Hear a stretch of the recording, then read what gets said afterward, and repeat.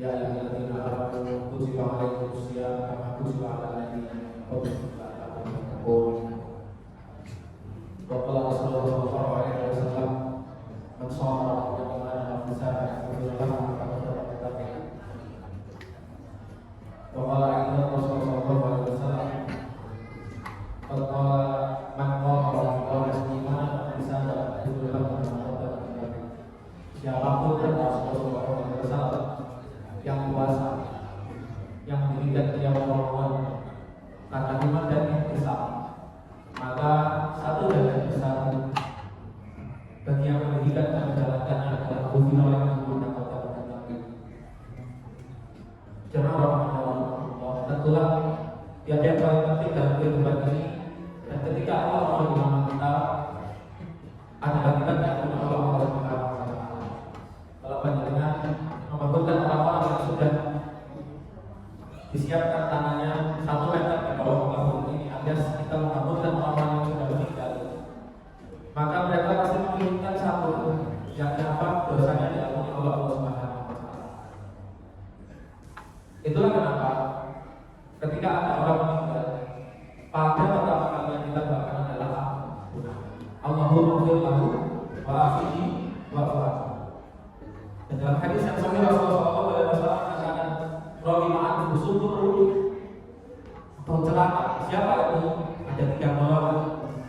Dan satu dari 3 golongan tersebut adalah siapapun yang masuk di bulan Ramadan kemudian meninggalkannya, Allah Subhanahu wa Ta'ala tidak menemukan sebab-sebab agar kita diampuni dosanya.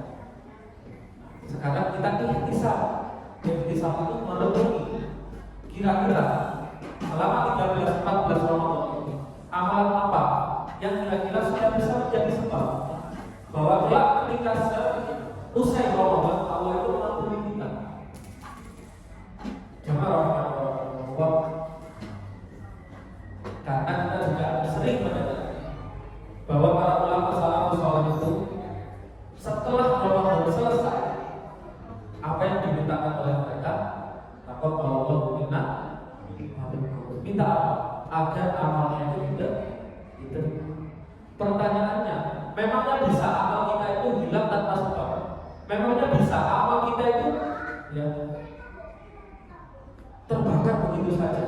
Jawabannya adalah bisa. Yang pertama, sebab yang mampu menghilangkan, meremukkan amal kita yang sudah kita perjuangkan adalah syirik.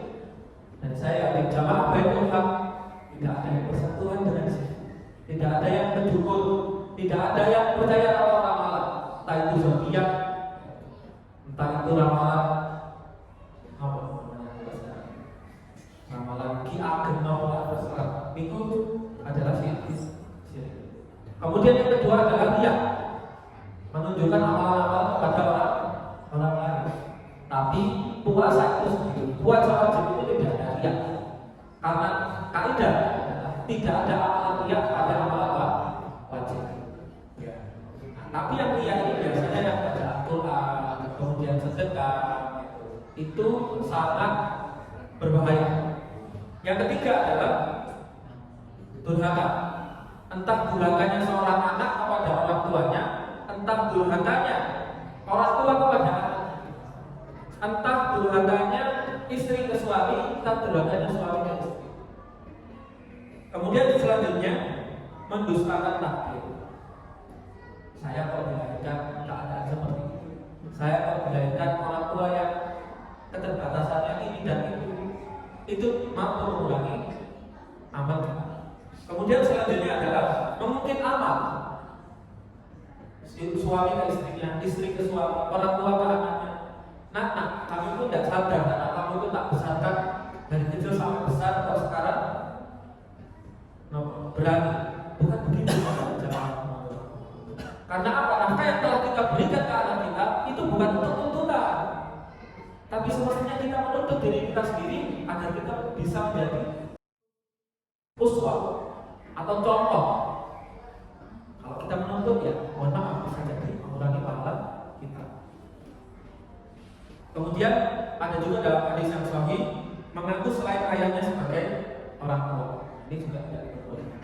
tapi insya Allah jangan. Selanjutnya adalah berbuat maksiat dan makan minum yang haram. Puasa tapi buka puasanya dengan yang haram yang tidak boleh. Atau buka puasa dengan makanan minuman yang kita beli dengan cara yang haram. Kemudian meninggalkan sholat asar. Ya, puasanya jadab, tapi sholat wajibnya bolong-bolong, khususnya sholat asar ditinggalkan. Sekali lagi itu mampu mengurangi pahala saum kita. Kemudian bersumpah kepada selain Allah. Nah, yang ingin saya garis bawahi dari syirik, berbuat maksiat, durhaka dan sebagainya, yang ingin saya garis bawahi di sini adalah riya. Karena kenapa? Saya pribadi menasihati diri saya sendiri bahwa nanti dalam hadis yang sahih, orang-orang yang pertama kali masuk neraka, mencicipi panasnya api neraka, menjadi korek apinya neraka, itu bukan berandal, bukan tukang minum khamr, bukan tukang bunuh orang, tapi siapa? Ada 3 golongan.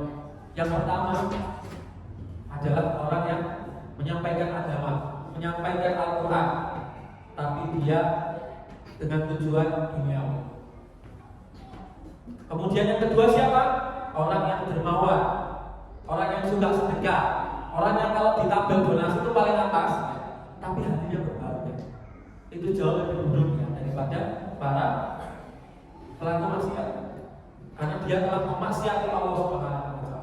Yang ketiga, orang yang berjuang di jalan Allah tapi bukan untuk Allah.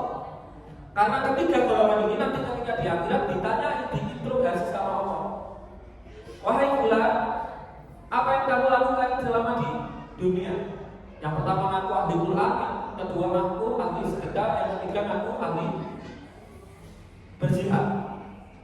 Kemudian mereka semuanya mengaku, aku ikhlas karenamu ya Allah. Kemudian apa yang disampaikan Allah kepada ketiga orang ini? Tadzab, bohong kamu, bohong kamu. Engkau membaca Al-Quran, mendapatkan Al-Quran, engkau dermawan, engkau berjihad, bukan untukku, tapi hanya ingin mencari tujuan dunia. Maka Allah memerintahkan orang ketiga ahli ibadah ini untuk diseret menuju neraka.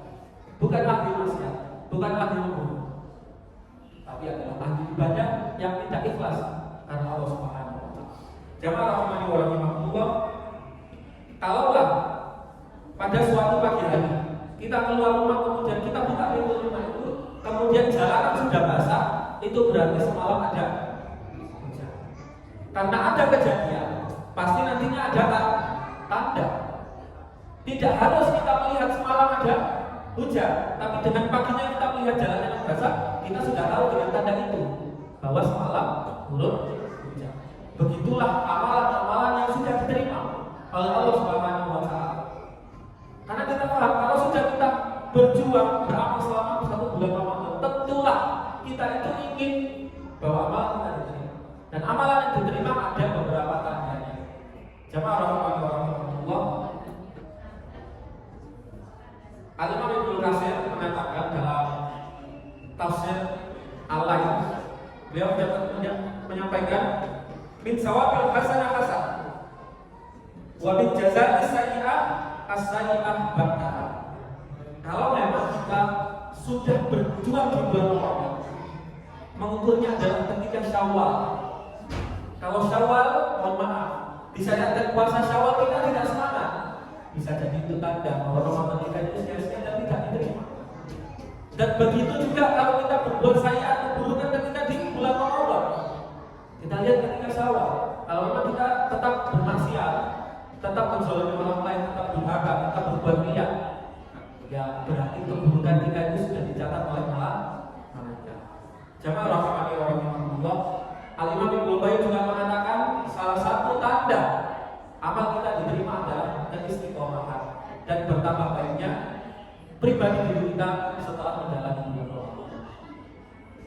Jamaah rahimani wa rahimakumullah, tidak ada doa yang paling kita kencangkan di malam-malam Ramadan kita selain ada amalan kita diterima Allah Subhanahu wa Ta'ala. Ini saja dari saya pribadi, semoga bermanfaat khususnya untuk saya pribadi yang lebih untuk saya. Dan alhamdulillah memang bermanfaat untuk kita semua. Nasrullah